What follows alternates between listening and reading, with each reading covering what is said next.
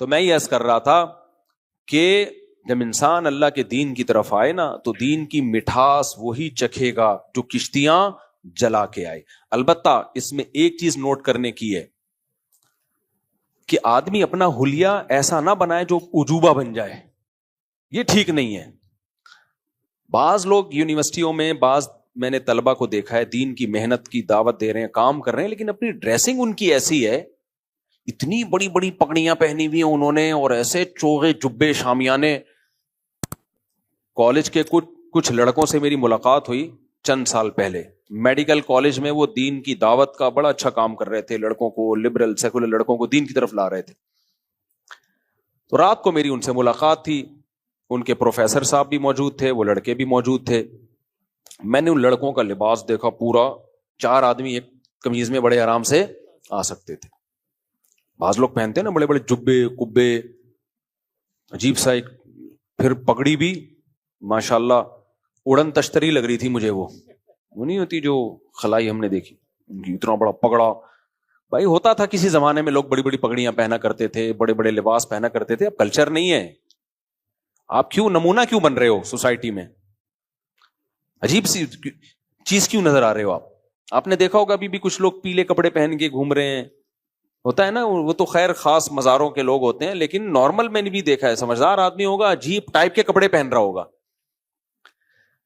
تو میں نے انہوں نے کہا کوئی نصیحت کریں ہمیں. ان کا خیال تھا میں ان کو بولوں گا نماز پڑھو, روزہ رکھو, وہ تو بےچارے پہلے ہی پڑھ رہے ہیں. میں نے ان سے کہا دیکھو آپ کی جو ڈریسنگ ہے نا, اس ڈریسنگ سے لوگوں کو ہوگی وحشت. لوگوں کو کیا ہوگی؟ وحشت. سمجھتے ہیں یعنی لوگوں کو یہ ڈر ہوگا کہ ہم نے اگر ان کی دعوت کو قبول کیا, دین پہ چلے, تو ہم بھی کیا بن جائیں گے؟ اس ٹائپ کے. اور میں نے کہا یہ والی ٹائپ جو ہے نا, یہ سوسائٹی میں, انہوں نے کہا یہ سنت لباس ہے. میں نے کہا لباس میں کوئی سنت نہیں ہے, خوب سمجھ لو. دیکھو اسلام چونکہ قیامت تک کے لیے آیا ہے نا, اگر وہ ایک ڈریس فکس کر دیتا تو وہ ڈریس ہر قوم میں پھر سوٹیبل, ہر قوم کے لیے سوٹیبل تھوڑی ہوتا.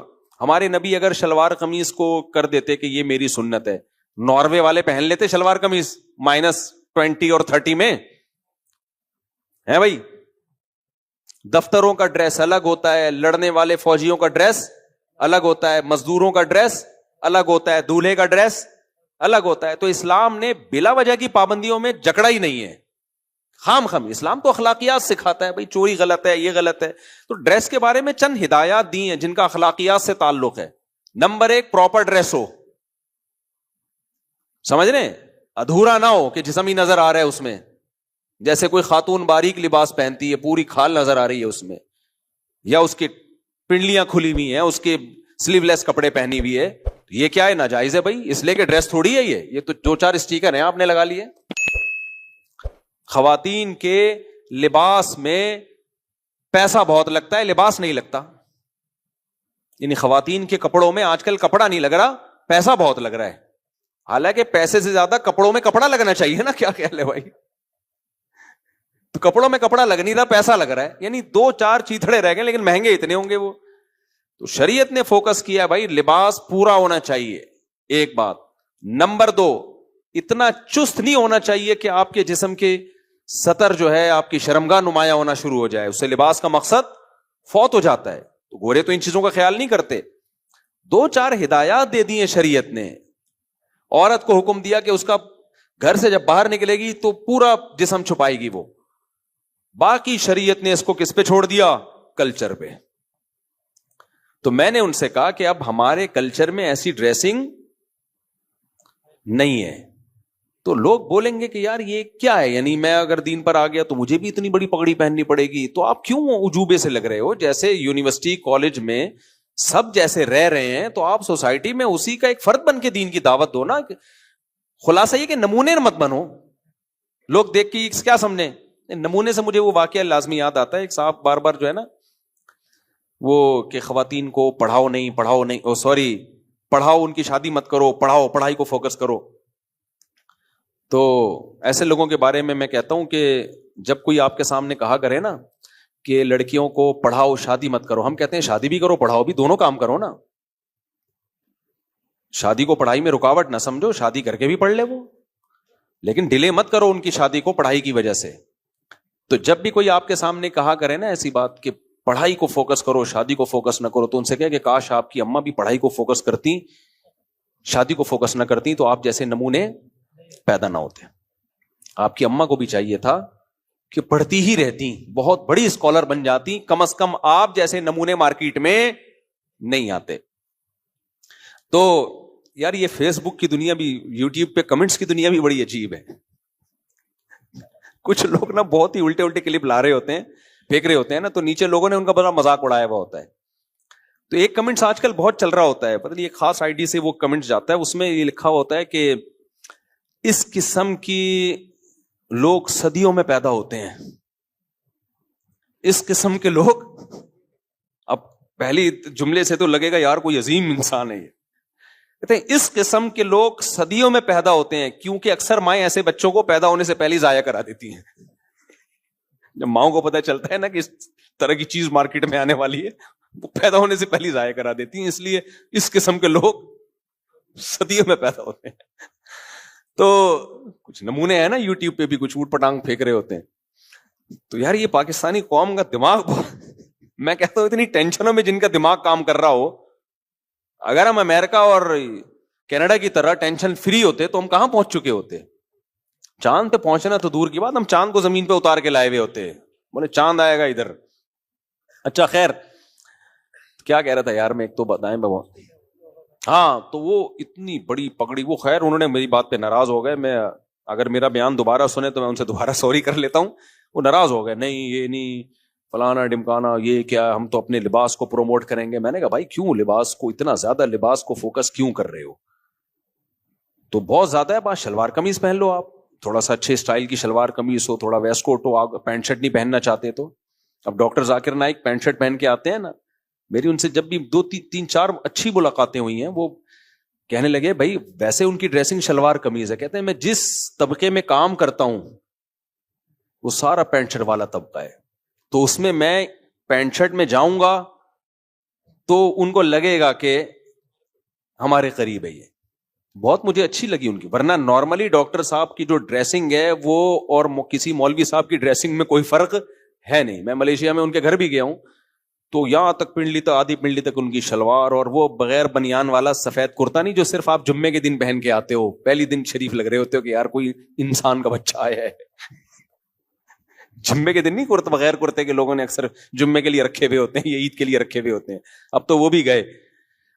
تو میں شلوار قمیض ہی کو زیادہ بہتر سمجھتا ہوں, یہ میری ذاتی رائے ہے, کسی کو اس سے اختلاف بھی ہو سکتا ہے. لیکن بہرحال تو یونیورسٹیوں میں کام کرنے کے لیے ضروری ہے کہ آپ کوئی ایسا ڈریس نہ پہنے کہ وہ آپ کو کیا سمجھیں, وہی یہ کوئی الگ ہی چیز آ گئی مارکیٹ سے. ایسا نہیں ہونا چاہیے. ہاں جس چیز پہ شریعت نے آرڈر دیا ہے اس پہ کمپرومائز نہیں کرنا. داڑھی رکھنا شریعت کا حکم ہے. اب آپ یہ نہیں ہو سکتا کہ شیو کرنا شروع کر دیں دین کی تبلیغ کے لیے تاکہ میں بالکل ان جیسا نظر آؤں. نہ بھائی, یہاں کس کی ہدایات ہیں؟ اسلام کی ہدایات ہیں. داڑھی رکھنی پڑے گی آپ کو. اسلام کے جو احکام ہیں ان پہ کمپرومائز نہیں کیا جا سکتا. مثال کے طور پر آپ نماز پڑھنے سے ملا لگ رہے ہیں تو آپ نے ان کو دین کے قریب کرنے کے لیے نماز ہی چھوڑ دی, تو یہ تھوڑی جائز ہے بھائی. پھر قریب کس کے کرو گے؟ دین کو داؤ پہ لگا کے تھوڑی دین کی تبلیغ کی جا سکتی ہے. لیکن ایسا رویہ ان کے ساتھ رکھنا جس سے آپ نمونے لگو ان کی نظر میں. اتنی بڑی پگڑی, ٹھیک ہے ایک زمانے میں مسلمانوں میں رواج تھا, جتنی بڑی زیادہ پگڑی ہوتی تھی نا اتنا زیادہ کوئی سردار سمجھا جاتا تھا. اور سرداروں میں اب رواج ہے بھی تو جہاں ہے وہاں پہنے. ہم بڑی پگڑی کے خلاف نہیں ہیں, ہم کہہ رہے ہیں جہاں رواج ہے, جیسے بلوچوں میں, بعض سندھی پنجاب کے علاقوں میں بڑی بڑی پگڑیاں پہنتے ہیں, وہاں رواج ہے, وہاں برا بھی نہیں لگتا, بلکہ وہ جتنی بڑی پگڑی ہوگی لگے گا اتنا بڑا سردار ہے. تو شریعت میں کلچر کی بلا وجہ کی مخالفت کا حکم نہیں ہے. کلچر ہی کو فالو کرنا چاہیے جب تک وہ کلچر شریعت کے خلاف نہیں ہے. لوگ ہر چیز میں کلچر کے اگینسٹ چلتے ہیں, بالکل غلط ہے بھائی. جب تک وہ کلچر شریعت کے اگینسٹ نہیں ہے تو آپ کلچر کو فالو کرو, بلا وجہ خام خامے نمونے بننے کی کوشش, کیونکہ کلچر پہ نہیں چلو گے تو نمونے نظر آؤ گے نا آپ, الگ ہی کوئی چیز. ایک اور یونیورسٹی کا مجھے واقعہ یاد آیا, نام یونیورسٹی کا میں نہیں لوں گا کیونکہ پھر وہ لوگ سمجھ جائیں گے ہماری بات ہو رہی ہے. وہاں بھی کچھ نیک پرہیزگار لڑکے گئے, بہت ہی لبرل یونیورسٹی ہے وہ, بہت بے حیائی ہے اس میں, بہت ہی ہائی, یعنی بڑی یونیورسٹی ہے, ہائی لیول کی. لڑکوں نے وہاں کام کرنا شروع کیا, دین کی دعوت, بہت تیزی سے لڑکے دین پر آنا شروع ہو گئے. اب جو لڑکا دین پر آتا اسے وہی والی پگڑی, وہی والا چوغا جو انہوں نے پہنا ہوتا نا, اسی قسم کی ڈریسنگ. اچھا, اللہ نے برکت اتنی دی نا کام میں, انہوں نے جب دعوت دینا شروع کی لڑکوں کو, کسی بزرگ سے بیعت بھی تھے وہ, تو کیا ہوا, وہ سارا ان کا نیٹ ورک بڑھنا شروع. تو اب جب یونیورسٹی نے دیکھا کہ یار کچھ لڑکے بالکل ہی الگ ڈریس میں اور الگ سی ان کی لباس, تو یہ یونیورسٹی ایسا لگ رہا ہے 2 دھڑوں میں تقسیم ہو رہی ہے, دھڑے بندی ہو رہی ہے اس میں. بھائی یونیورسٹی کو اس سے کیا غرض کہ کوئی داڑھی رکھے نماز پڑھے, ان کو تھوڑی اس سے, لیکن جب سب کی ڈریسنگ ایک جیسی ہونا شروع ہو گئی, یونیورسٹی نے ان کو ٹھک سب کو باہر نکال دیا. بولا انسان کے بچے بنو, یونیورسٹی کے بقول, بچے تو بن نہیں رہے تھے انسان کے بچے, نکلو یہاں سے, سب پابندی لگا دی. تو پھر جامعۃ الرشید آئے ہمارے پاس کہ ہم اتنی دین کی دعوت کا کام کر رہے تھے اور یہ دیکھیں کیسی لبرل یونیورسٹی ہے, سب کو ٹھڈے مار کے باہر نکال دیا. ہمارے استاد نے بولا تم بھی تو کیا کر رہے تھے, یونیفارم کیوں بنایا ہوا تم نے, دین میں یونیفارم ہے کہ اس کلر کی پگڑی, اس کلر کے کپڑے. فوجیوں کا یونیفارم ہوتا ہے, پولیس کا یونیفارم ہوتا ہے, مذہب کا کوئی یونیفارم تھوڑی ہوتا ہے. بھائی جو پہن رہے ہیں وہی پہننے دو یار, ان کو وہ تھوڑی بہت ہدایت دے دو یار, یہ کچھ زیادہ پینٹ پتلی ہو گئی ہے, تھوڑا سا اس کو کیا کر لو, تھوڑی سی اس کو ڈھیلی کر لو, 2-4 ہدایات ہیں. تو اتنا آپ نے بھی تو ایک پورا دھڑے بندی کا ماحول بنا دیا تھا, لگ رہا تھا کہ نیا فرقہ وجود میں آ رہا ہے. تو بعض دفعہ ہم خود غلطیاں کر کے اپنے پاؤں پہ کلاڑی مار رہے ہوتے ہیں. تو اسی طرح میں ان لڑکوں کو بھی کہتا ہوں جو دین پر آتے ہیں, اپنے خاندان میں دین پہ مضبوطی سے چلو, نمونے بولو مت بنو. لوگ یہ نہ بولے ہمارے خاندان میں ایک نمونہ پیدا ہو گیا ہے, ایسی حرکت. یہ سب چیزیں ہم بھگتے ہوئے ہیں. ہمارے خاندان میں خاندان میں تو نہیں, خاندان سے باہر کوئی ریلیٹو تھے, ان میں ایک نمونہ پیدا ہوا تھا. تو یہ جب چیزیں جو شریعت کے جو مقاصد ہیں ان کو زیادہ فوکس کرنا چاہیے. ایک صاحب نے چکن کھانا چھوڑ دی کہ ہمارے نبی نے پتہ نہیں یہ والی چکن نہیں کھائی تو دیسی چکن. بھائی تم ویسے ہی چھوڑ دو, تمہیں ڈاکٹر نے منع کیا.